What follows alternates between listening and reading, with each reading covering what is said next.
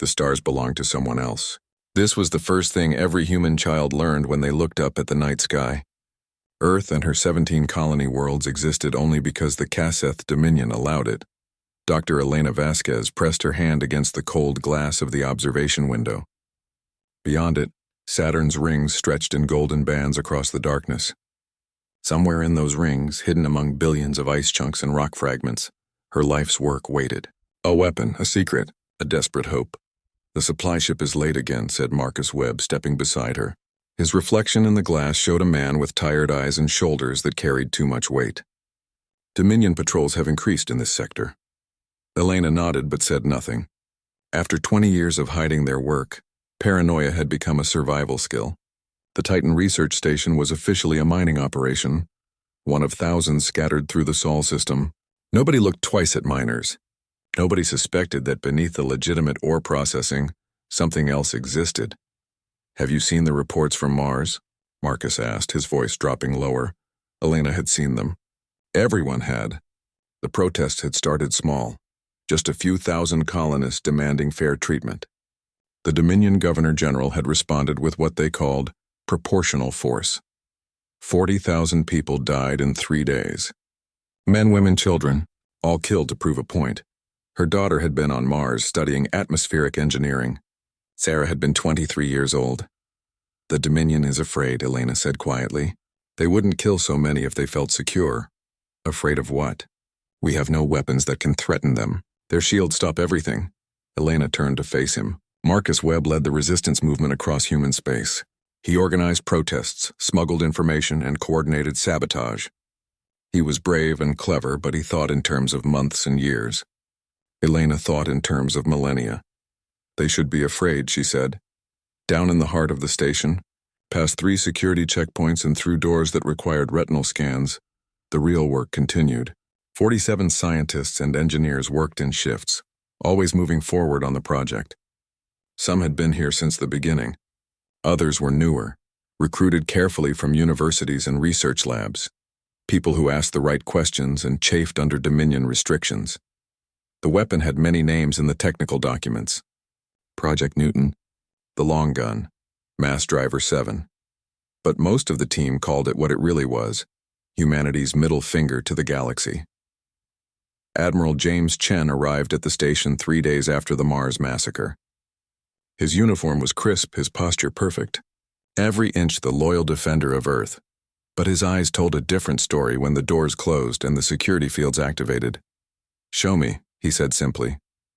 Elena led him through the facility. She showed him the power collectors that had been siphoning energy from solar farms for 3 years. She showed him the exotic matter capacitors, purchased through shell companies and smuggled past Dominion customs in pieces. She showed him the calculations, thousands of pages of mathematics that described how to throw a piece of metal hard enough to break a world. They reached the observation platform overlooking the main chamber. Below them a tunnel stretched into the distance, 12 kilometers of perfectly aligned electromagnetic coils. At one end, a loading mechanism held a tungsten carbide projectile that weighed 10 tons. "It looks small, almost insignificant, that thing," Admiral Chen asked. "That's your weapon?" "At 95% of light speed, that thing carries more kinetic energy than most nuclear arsenals," Elena replied. "The Dominion's shields are designed to stop energy weapons and missiles. They diffuse heat, redirect particle beams, absorb radiation. But they've never faced something this simple. This old, this fast. Can their shields stop it?" Elena paused. Honesty required she give him the complete answer. Maybe. If they detect it early enough and concentrate all their defensive power on a single point. But at relativistic speeds, there's very little time to react. The projectile will be moving so fast that from their perspective, detection and impact happen almost simultaneously. Admiral Chen stared at the weapon for a long time. "You can only fire once, yes. The recoil will destroy the station. The power discharge will be visible across 3 star systems. Everyone will know something happened here. We'll have one shot and then the secret is gone. So we have to make it count." Elena felt the weight of that statement settle on her shoulders. Make it count. One shot to change everything or accomplish nothing. One shot to free humanity or doom them to worse oppression. One shot that would define their species for generations. "There's something else you need to know," Elena said. She pulled up a display showing calculations that had taken years to perfect. The target we're considering is 8,000 light-years away. At 95% light speed, accounting for relativistic effects, the projectile will take approximately 8,000 years to reach its destination. Admiral Chen's face went blank. 8,000 years. Yes. We'll all be dead. Yes. Our children will be dead. Their children will be dead. Hundreds of generations will live and die before this shot reaches its target. Yes. The Admiral sat down heavily. Elena understood his shock. She had felt it too when she first ran the numbers.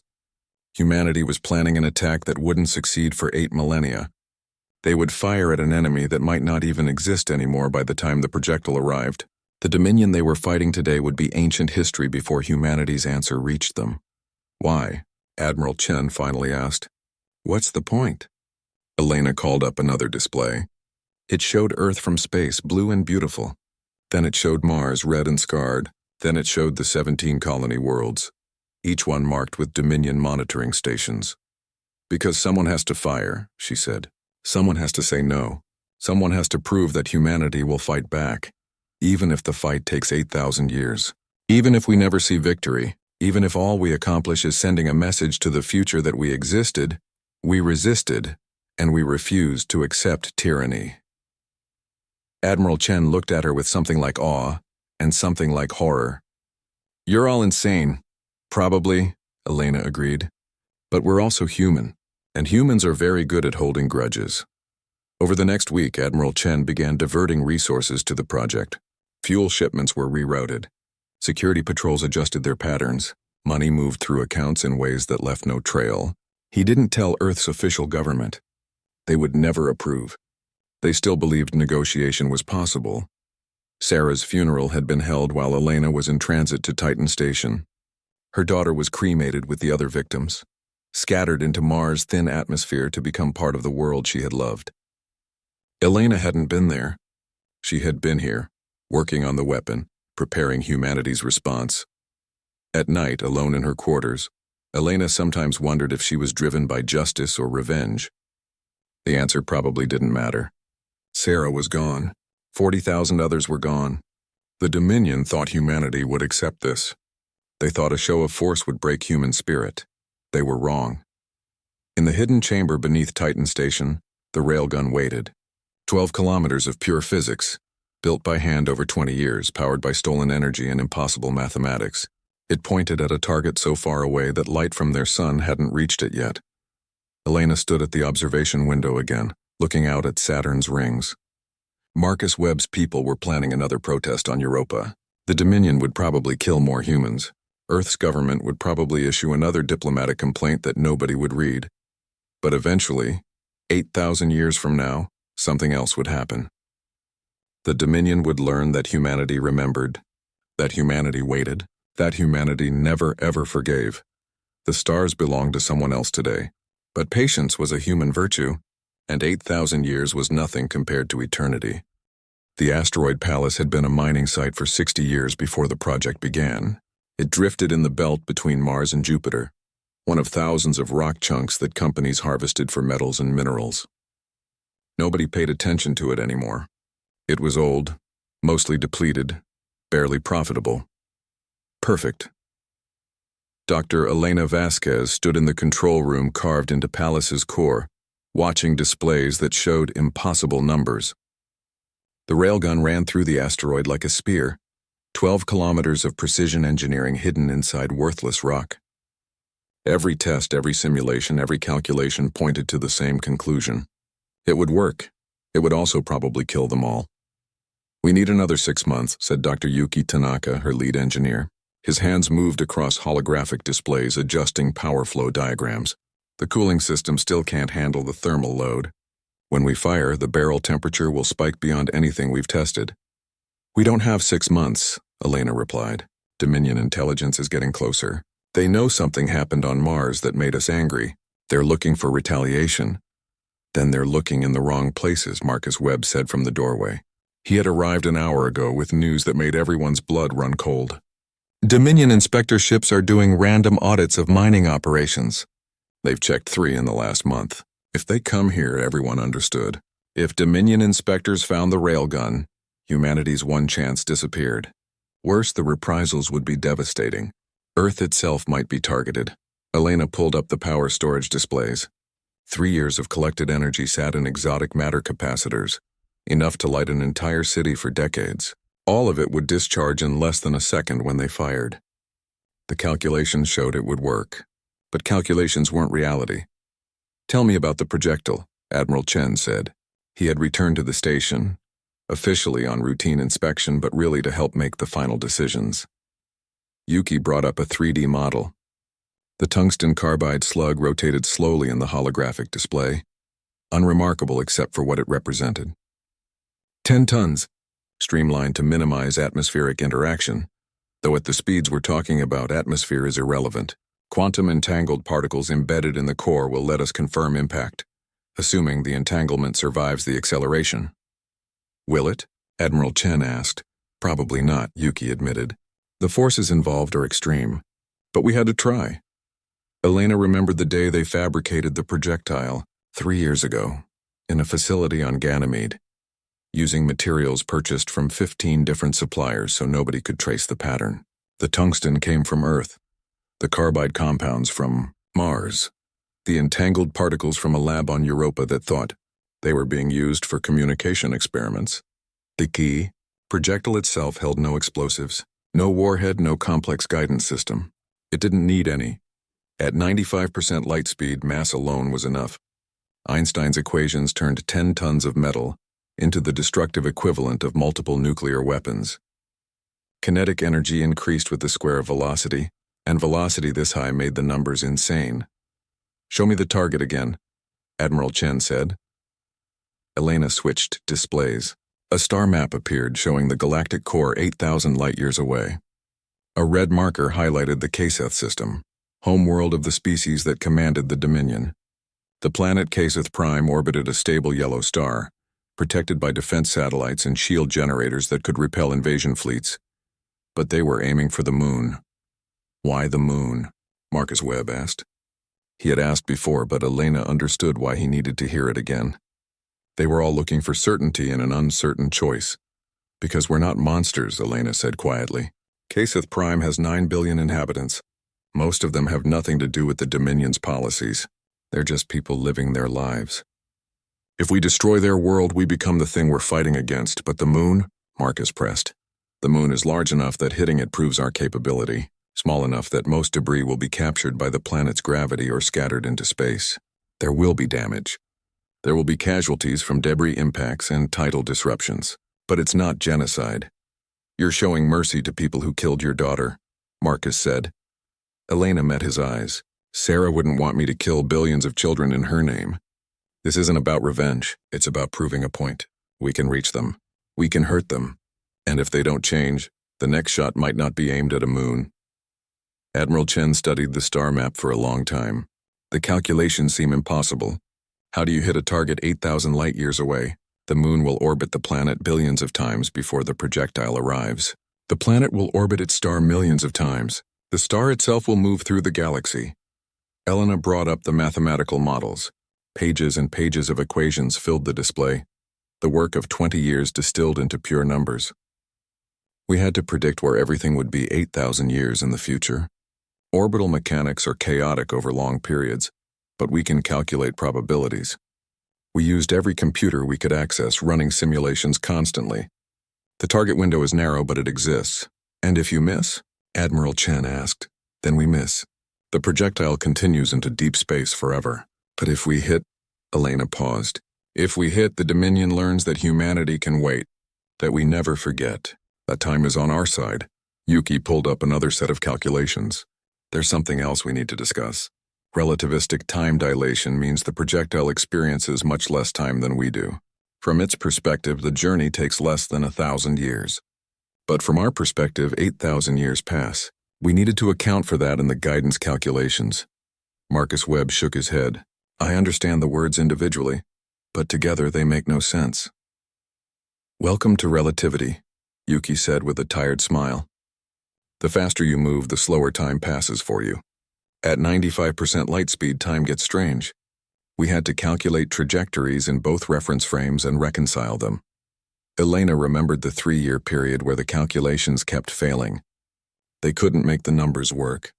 The projectile would always miss by thousands of kilometers, which at galactic scales was close but useless. Then a young mathematician named David Park realized they were using the wrong reference frame for gravitational lensing effects. Once they corrected that, everything fell into place. David had died in the Mars massacre. He never knew that his insight saved the project. "When do we fire?" Admiral Chen finally asked. The question hung in the air. Elena looked around the room at the people who had given 20 years to this impossible dream. 47 scientists and engineers worked at Palace Station. Most had families they rarely saw. All had sacrificed normal lives for this single purpose. "Soon," Elena said. "Dominion inspections are increasing. Every day we wait is another day we might be discovered. I want to run 2 more full system tests. Then we need to make the decision." "I'll need to position the fleet," Admiral Chen said. "If the Dominion sees the energy discharge, they'll come looking. We need to be ready to deny everything and hold the line." Marcus Webb crossed his arms. "My people can create diversions. Draw Dominion attention away from this sector. Give you time to cover your tracks," Elena nodded. They were all committed now. Months of planning had led to this moment. The weapon was ready. The target was selected. The calculations were complete. All that remained was the courage to pull the trigger. That night, Elena walked through the station, visiting each section of the railgun. She ran her hand along the electromagnetic coils, feeling the slight warmth from the power conduits. This machine was humanity's answer to tyranny, simple physics carried to an extreme that nobody expected. The Dominion had sophisticated energy weapons, quantum shields, and faster-than-light travel. They thought technology meant complexity. Humanity had built something ancient and terrible. A rock thrower, a sling. David's weapon against Goliath, scaled up to galactic proportions. In the fabrication bay, the projectile sat in its housing, waiting. 10 tons of metal that would become a message. Elena placed her hand on its surface. "Fly true," she whispered. "For Sarah. For all of them." Somewhere 8,000 light-years away, the Kaseth lived their lives, unaware that their judgment was already in motion, fired by ghosts they hadn't yet created. The message came at 0300 station time. Dr. Elena Vasquez was already awake, staring at calculation displays that refused to sleep, when the priority alert flashed red across her screen. "Dominion, Inspector General Zal, then has ordered random compliance audits of all mining operations in Sectors 7 through 12. Estimated. Arrival at Palace Station, 72 hours. Elena's hands went cold. 72 hours. 3 days. After 20 years of secrecy, they had 3 days before everything ended. She triggered the emergency meeting protocol. Within minutes, the core team assembled in the main control room. Yuki Tanaka looked like he hadn't slept. Marcus Webb had blood on his jacket from a resistance operation gone wrong. Admiral Chen appeared on the display screen from his flagship in orbit around Jupiter. "Options," Elena said simply. "We can't hide the railgun," Yuki said immediately. "The energy signature alone will give us away. The capacitors are fully charged. Any competent scan will detect them. Can we discharge the capacitors safely?" Admiral Chen asked. "Not without destroying them. And we need 3 years to recharge. By then, the Dominion will have this whole sector locked down." Marcus Webb leaned forward. "My people can hit Dominion facilities on Europa and Titan, create enough chaos that they divert their inspectorships. That would only delay them," Admiral Chen said. "And the Dominion would crack down harder. More massacres." Elena felt the weight of the moment settling on her shoulders. 20 years of work, 20 years of hope. It came down to this. Fire now with incomplete testing or lose the weapon forever. "We fire in 60 hours, she said. The room went silent. "The final test protocols aren't complete," Yuki protested. "We haven't verified the cooling systems at full load. The targeting solutions need 3 more verification passes." "I know." Elena pulled up the calculations on the main display. "But it's this or nothing. If the Dominion finds the railgun, they'll destroy it and us. Everything we've worked for disappears. Our one chance to send a message gone. What if we miss?" someone asked. Elena had thought about this constantly for 20 years. Missing meant the projectile would travel forever into deep space, accomplishing nothing. All the sacrifice, all the pain, all the hope would vanish into the void. Then we miss, she said, but if we don't fire, we definitely fail. I'll take a chance over certain failure. Admiral Chen nodded slowly on the screen. I can position the fleet to intercept any Dominion response. We'll claim ignorance. Say we detected an energy anomaly but don't know the source. Buy you time to destroy evidence. We need to finalize the target, Yuki said, pulling up the star charts. The Kaseth system glowed red in the display. 8,000 light-years distant. I've run the calculation 6,000 times. The moon will be in the optimal position in relation to Kaseth Prime in 8,023 years, 4 months, and 17 days. The projectile will arrive within a 3-hour window. Elena stared at the numbers. They were predicting the position of celestial bodies 8 millennia in the future. The margin for error was enormous. Orbital mechanics became chaotic over such timescales. Gravitational perturbations from other stars, dark matter distribution, even quantum uncertainty at cosmic scales could throw off their calculations. But the math said it would work. Probably. Maybe. Perhaps. The moon mass is about 1% of Earth, Yuki continued. Impact with a 10-ton projectile at relativistic speed will release approximately 500 gigatons of energy. The moon will fracture, possibly disintegrate. Debris will scatter across the system. Casualties? Admiral Chen asked quietly. Elena had run those calculations too. Depends on the moon's position at impact. If it's between Kaseth Prime and the sun, debris will rain down on the planet. Could be millions dead. If it's on the far side, most debris escapes the system. The planet survives but damaged. We're choosing to kill millions, Marcus said flatly. The Dominion chose when they killed 40,000 on Mars, Elena replied. We're just delivering the consequences. 8,000 years late, the next 60 hours became a blur of final preparations. The team worked in shifts, checking and rechecking every system. The electromagnetic coils were tested one last time. Power flow was optimized. The cooling systems were pushed to their limits in simulations. Elena barely slept. She kept running the trajectory calculations, looking for errors, finding none. The math was elegant. Beautiful, even. Newton's laws of motion, applied to relativistic speeds across galactic distances through 8,000 years of time. David Park's corrections to the gravitational lensing calculations were the key. 3 stars between Pallas and Kaseth Prime were massive enough to bend the projectile's path. Not much, just tiny fractions of a degree. But across 8,000 light-years, tiny fractions became thousands of kilometers. They had to aim slightly off-target to account for the curvature of space itself. I've embedded the message, Yuki said, showing Elena the quantum encoding. It's written into the projectile's structure at the atomic level. When it impacts, the energy release will scatter particles into a pattern that can be decoded. Our Declaration of Independence? Transmitted at the speed of light from an impact site. Elena read the message she had written 20 years ago, updated 1,000 times. Finalized yesterday. This was not an attack, but an answer.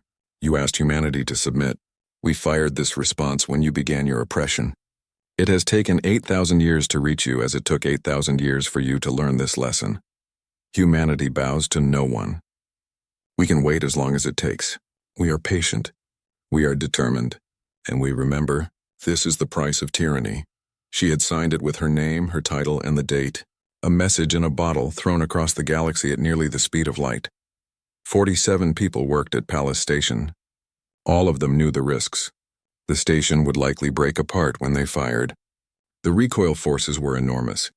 Evacuation ships waited, but reaching them after firing would require crossing through sections of the station that might already be venting atmosphere. Elena gathered them together 12 hours before firing. These were her people. Scientists and engineers who had given their careers, their lives, everything they had to this impossible dream. You can leave now, she told them. Board the evacuation ships. Nobody will think less of you. You've already done more than anyone could ask. Nobody moved. We came here to build something impossible, said Dr. Maria Santos, who had designed the cooling systems. We're not leaving before we see if it works. The others nodded. They would stay to the end. The last hours crawled by. Elena walked through the station one final time, memorizing details. The scorch marks on Bulkhead 7, where a power coupling had failed during testing. The coffee stain on the navigation console that nobody could quite clean off. The photos taped to walls. showing families and friends these scientists had left behind. At T-minus 30 minutes, Admiral Chen sent a message. Dominion patrol detected near Jupiter. They're turning toward Pallas. You're out of time. Elena felt everything sharpen into clarity. This was the moment. Everything led here. She sat at the firing console. The main display showed the railgun status. All systems green. Power capacitors at 100%. Projectile loaded and locked. Targeting solution confirmed. 8,000 light-years away in a time so distant it seemed like fantasy, the Kaseth moon orbited peacefully around its planet. Children played in its domed cities. Workers mined its resources. Families looked up at the planet hanging in their sky, beautiful and eternal. They didn't know that their world had already ended, that the instrument of their destruction had been fired 8 millennia in the past by people they would never meet. For crimes their ancestors hadn't yet committed. Elena's finger hovered over the firing control. 20 years. Sarah's face flashed through her mind, smiling, alive, dead. 40,000 faces joined her. All the humans who had suffered under Dominion rule. All the future humans who might be free. She pressed the button. The universe held its breath. Then the railgun fired. The electromagnetic coils activated in sequence. A wave of power rolling down 12 kilometers of precision-engineered barrel. The sound was beyond sound, a vibration that shook reality itself. Every atom in the station felt it. Every molecule resonated with power that had taken 3 years to accumulate. The projectile accelerated. 1% light speed, 5%, 20%. Dr. Elena Vasquez watched displays that could barely keep up with the numbers. The cooling systems screamed as they fought against temperatures that would vaporize normal matter. The exotic matter capacitors drained in fractions of a second, pouring energy that could power civilizations into a single moment of violence. 50% light speed. 70%. 90%. 3-star systems away, people looked up as their lights dimmed. Power grids fluctuated. Emergency protocols activated as billions of watts vanished from the network. Pulled through hidden connections to Pallas Station. Used and gone in the time it took to blink. 95%. The projectile left the barrel. For an instant, Elena saw it on the sensors. A streak of impossible velocity there and gone, moving so fast that from its perspective the universe flattened into a pancake of compressed space ahead and stretched infinity behind. Then the recoil hit. Pallas Station shuddered. The 12-kilometer barrel, anchored into solid rock, pushed back against the asteroid with force that nothing could contain. Rock fractured. Metal screamed. The station's structural supports designed for mining operations, not weapons discharge, began to fail. Evacuate, Helena shouted, but her people were already moving. Yuki Tanaka grabbed her arm, pulling her toward the emergency pods. Around them, alarms blared. Sections of the station lost pressure. The cooling system, pushed beyond its limits, had failed catastrophically. Molten metal flowed through corridors that seconds ago had been passageways. They ran through chaos. Emergency lighting flickered. Gravity fluctuated as power systems died. Dr. Maria Santos fell when a bulkhead collapsed in front of her. Marcus Webb went back for her, dragging her forward as the ceiling came down behind them. The evacuation pods were small ships designed for mining emergencies. 20 people could fit if they squeezed. 47 needed to evacuate. Go, Elena shouted, pushing people into the pods. Launch as soon as you're full. The first pod sealed and fired its engines, pulling away from the dying station. The second pod loaded. Elena counted heads. 20 people aboard. She turned to get more. An explosion rocked the station. The power capacitors, drained but still volatile, had ruptured. A wave of heat and force rolled through the corridors. Elena felt herself lifted, thrown, slammed into a wall. When she opened her eyes, Yuki was trying to pull her up. Blood ran from a cut on his forehead. Behind them, the corridor had collapsed. No way back to the remaining scientists. No way to save them. They're gone, Yuki said, voice breaking. Elena, they're gone. We have to go. She let him drag her to the pod. 19 people inside, now 20. The pod could hold 22 in theory. But there was no more time. Pallas Station was breaking apart. The pod launched. Through the viewport, Elena watched the station die. The asteroid itself was fracturing, cracks spreading across its surface like lightning. The railgun barrel, stressed beyond its design limits, had shattered. Debris scattered into space. tumbling fragments that had been home for 20 years. 27 people had been in the far sections of the station when the capacitors exploded. 27 scientists who had given everything for this moment. They were still in there, somewhere in the growing debris field. The pod's pilot pushed the engines hard, getting distance. Behind them, Palace Station collapsed into itself, a slow-motion disaster that would take hours to fully complete. "Did we hit it?" someone asked. "Did the shot go true?" Elena pulled up the sensor data on a portable display. The projectile had cleared the barrel. Velocity was 95.3% of light speed. Trajectory matched the calculations within acceptable parameters. "We fired," she said. "Whether we hit won't be known for 8,000 years.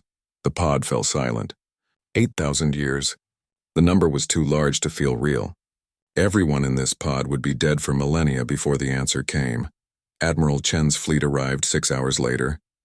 The Dominion patrol ship that had been heading toward Palace detected the energy spike and changed course to investigate.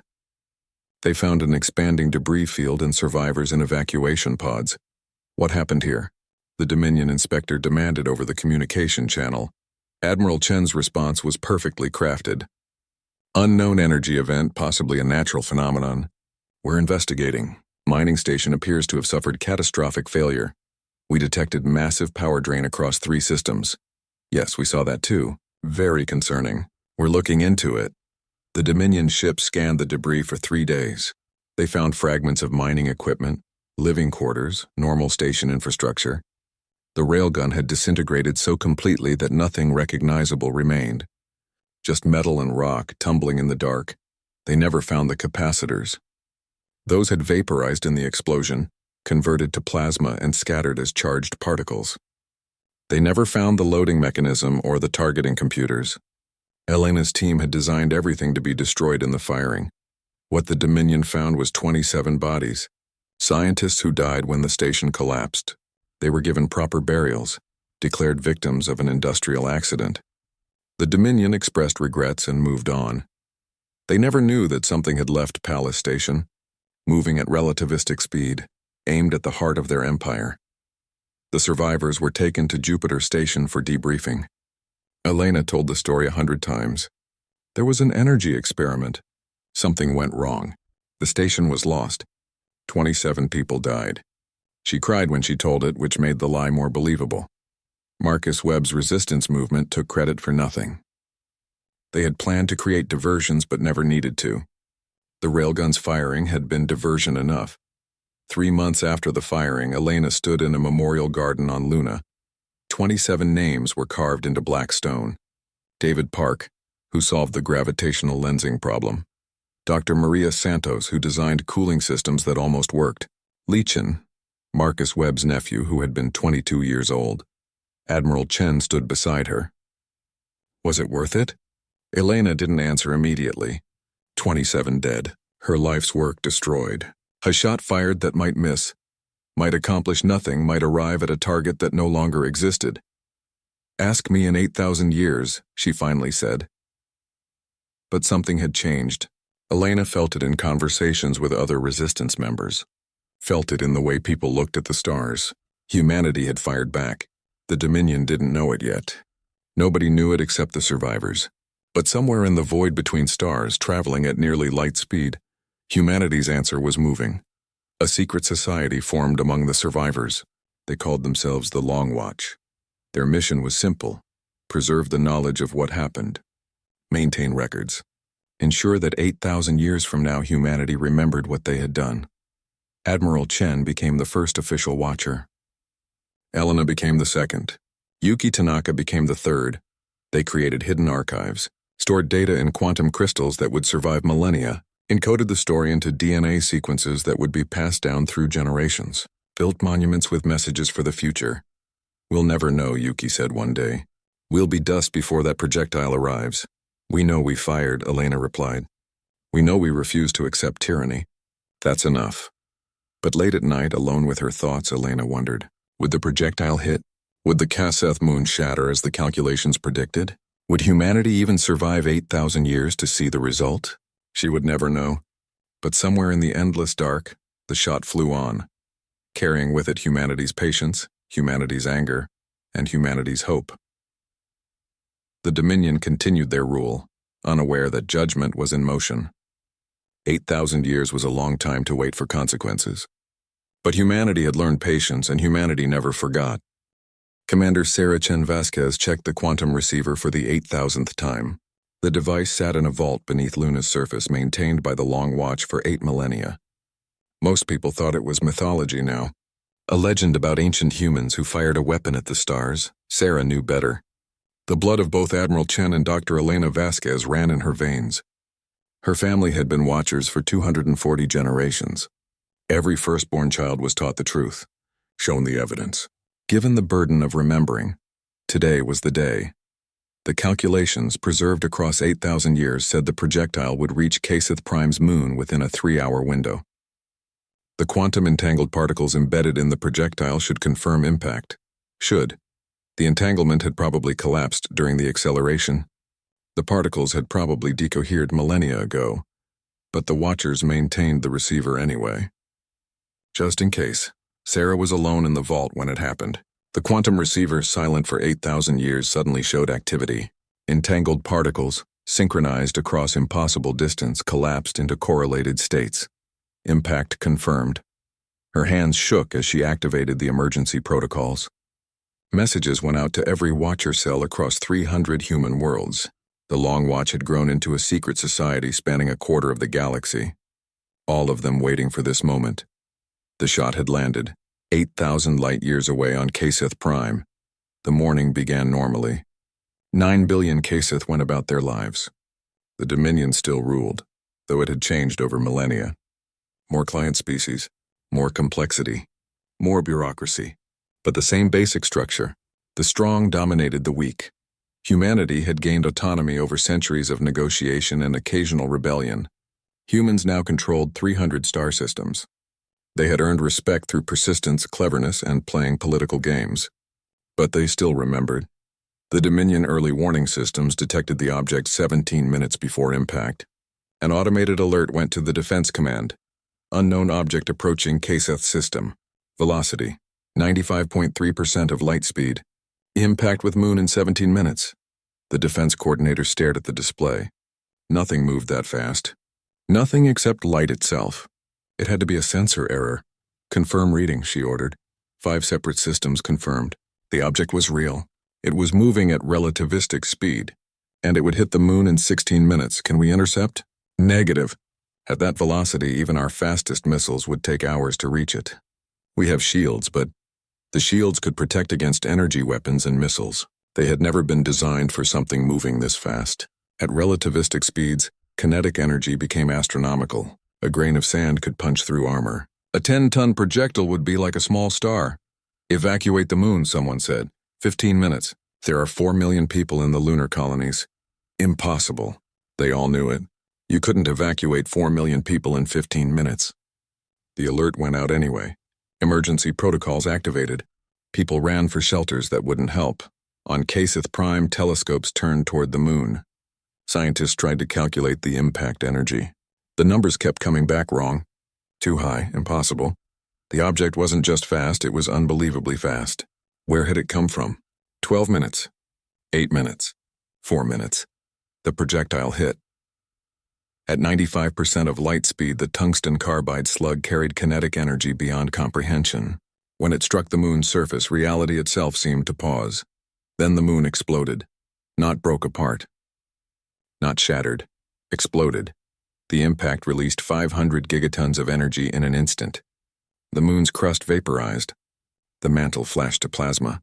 The core, compressed by eons of gravity, burst outward. The entire moon became an expanding cloud of superheated gas and solid fragments, all moving at tremendous velocity. On Kaseth Prime, people watched their moon die. It took 8 seconds for the light to reach them. One moment the moon hung in the sky, eternal and unchanging. The next moment a new sun blazed where it had been. Then the debris wave hit. Particles moving at significant fractions of light speed reached the planet in hours. The shields activated, trying to protect 9 billion lives. They stopped some of it. The atmosphere burned away the smaller pieces. But there was too much, too fast, too energetic. Fragments the size of mountains struck the surface. Each impact released the energy of nuclear weapons. Cities vanished. Oceans boiled. The planet's crust cracked. 4 billion Kaseth died in the first 6 hours. Another billion died over the following days as the planet's ecosystem collapsed. Survivors huddled in deep shelters watching their world burn. The Dominion Council convened an emergency session on a backup facility. The elder species, who had ruled for 3,000 years, faced something they had never experienced. Defeat by an enemy they couldn't see, couldn't reach, couldn't fight. Who did this? The council leader demanded. Intelligence reports came in. Analysis of the debris. The projectile had been tungsten carbide, materials common across the galaxy. No explosives, no guidance system, just mass and velocity. Then someone found the message, embedded in the atomic structure of the debris, encoded in particle decay patterns, was a text transmission. As the impact energy scattered across the system, it created a pattern that could be decoded. The message appeared on displays across Dominion space. This was not an attack, but an answer. You asked humanity to submit. We fired this response when you began your oppression. It has taken 8,000 years to reach you, as it took 8,000 years for you to learn this lesson. Humanity bows to no one. We can wait as long as it takes. We are patient. We are determined. And we remember, this is the price of tyranny. Dr. Elena Vasquez, Titan Research Station, 2847 CE. The council chamber fell silent. 2847 CE, 8,000 years ago. The date when humanity was first forcibly integrated into the Dominion. The date of the Mars massacre. They had fired this weapon 8,000 years in the past and waited for it to arrive. How many more? Someone whispered. How many more shots are in flight? Nobody knew. Humanity had fired once 8 millennia ago. They might have fired 100 times since then. 1,000 times. Projectiles could be traveling toward every Dominion world, fired decades or centuries ago, set to arrive at unpredictable times. The Dominion's sense of invincibility shattered with their moon. Sarah Chen Vasquez received the summons 3 days after impact. The Dominion Council wanted to speak with the Long Watch, wanted to negotiate, wanted to understand what they faced. She stood before the council, representing 240 generations of her family. Behind her, holographic displays showed the destroyed Kaseth moon. Debris still falling, cities still burning. How many more weapons do you have in flight? The council leader asked. Sarah had practiced this moment her entire life. Every watcher had. We cannot tell you that. Cannot or will not. Does it matter? Every time you oppress us, every time you threaten us, you have to wonder, is there already a response in flight? Is it arriving tomorrow, in a year? In another 8,000 years? The council leader looked old, tired. What do you want? Independence. Reparations for 8,000 years of occupation. Full rights as a sovereign species. An end to the Dominion's tyranny. And if we refuse? Sarah smiled. It was not a kind smile. Then you wait. And wonder. And hope that our ancestors were merciful. The negotiations took 6 months. The Dominion agreed to every human demand. Independence, reparations, recognition as equals.